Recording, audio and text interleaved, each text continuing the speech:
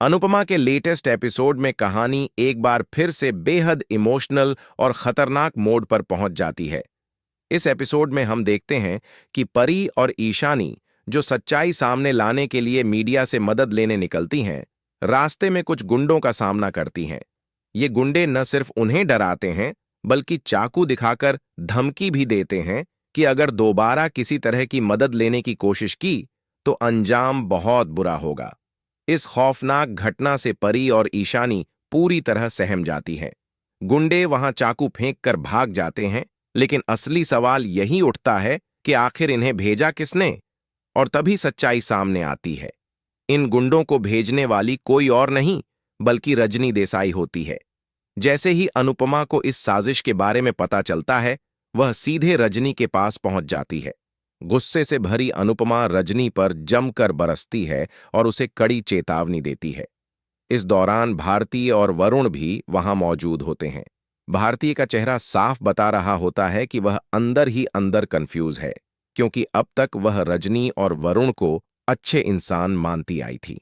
हालांकि फिलहाल वह कुछ कह नहीं पाती।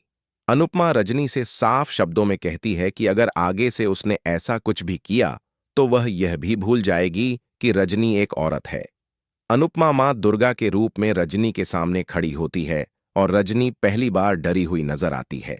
अनुपमा उससे सवाल करती है कि एक औरत होकर वह दूसरी औरत के साथ ऐसा कैसे कर सकती है।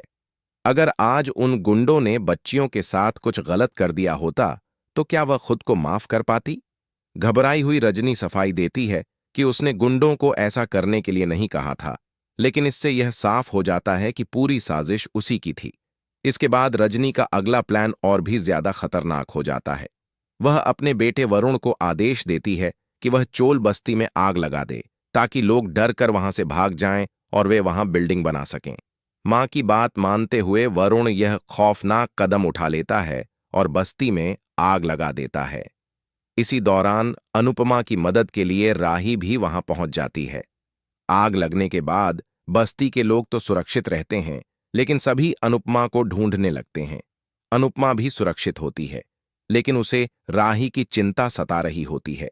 तभी राही बताती है कि प्रेरणा अभी अंदर फंसी हुई है। यह सुनते ही वरुण के होश उड़ जाते हैं, क्योंकि प्रेरणा उसकी अपनी बहन होती है।